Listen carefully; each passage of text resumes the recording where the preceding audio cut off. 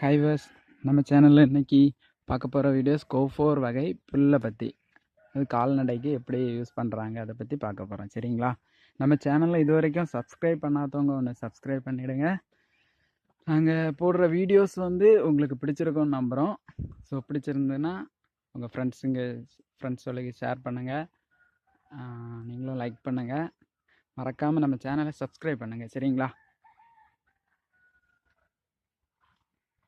நம்ம இப்போ பார்க்க போகிறது கோஃபோர் அப்படிங்கிற ஒரு புல் ரகம் பற்றி பார்க்க போகிறோம். இது மேக்ஸிமம் நம்ம அதாவது பால் கட்டுற பசுமாட்டுக்கு அது அதிகமாக நம்ம தீவன மேலாண்மை பற்றி நான் இப்போ உங்களுக்கு சொல்லி தரப்போகிறேன். எப்படி தீவன மேலாண்மை பண்ணுறோம் அப்படிங்கிறத பற்றி நான் சொல்கிறேன்.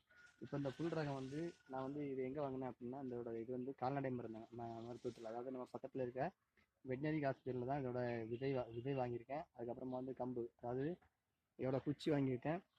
அது எப்படிங்கிறத இப்போ நம்ம பார்க்கலாம். எப்படி இருக்குது அப்படிங்கிறத பார்க்கலாம். ஜஸ்ட்டை பார்த்துக்கோங்க.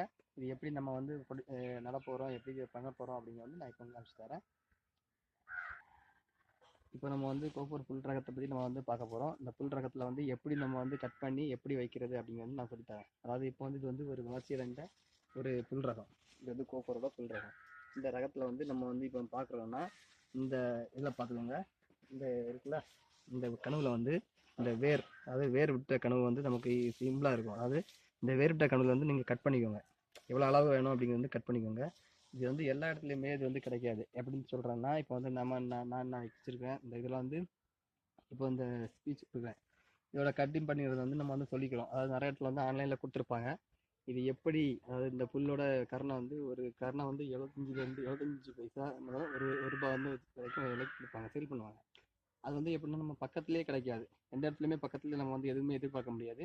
இது மேக்ஸிமம் நார்த் சைடு, அதாவது நம்ம தமிழ்நாட்டில் நார்த் சைடு நம்ம தீவனம் இல்லாத இடத்துல ஏரியா இது அதிகமாக பயிரிட்டிருப்பாங்க. அவங்க இந்த கரணை ஒரு கரணை ₹1 அந்த மாதிரி ரேஞ்சில் வச்சு கொடுப்பாங்க. அவங்க பார்சல் மூலம் கொடுக்குறாங்க. அதாவது அது எப்படி இருக்குது அப்படிங்கிறது நம்ம பார்த்துக்க முடியாது. அதாவது டைரெக்டாக அந்த இடத்துக்கு நம்ம போக முடியாது.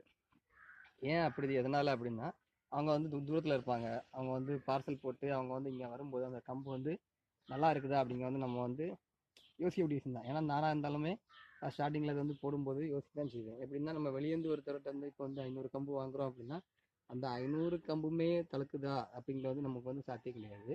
நான் அதனால் என்ன பண்ணேன்னா, பக்கத்தில் உள்ள வெட்டினரி ஹாஸ்பிட்டல், அதாவது எங்கள் பக்கத்தில் உள்ள பிரசீரில் இருக்கக்கூடிய வெட்டினரி ஹாஸ்பிட்டல்லேருந்து நான் அங்கே முதல்ல புல் உற்பத்தி பண்ணியிருந்தாங்க. அதாவது ஒரு 4 மூடு வச்சுருந்தாங்க. அதுக்கப்புறமா அதோட இதை நான் மெயின்டைன் பண்ணுற மாதிரி அப்புறம் நான் அதில் போய் அவங்கள்ட்ட கம்பு கேட்டேன். அப்போ அவங்க என்ன சொன்னாங்கன்னா, நீ கட் பண்ணிக்கப்பா, பிரச்சனை கிடையாது,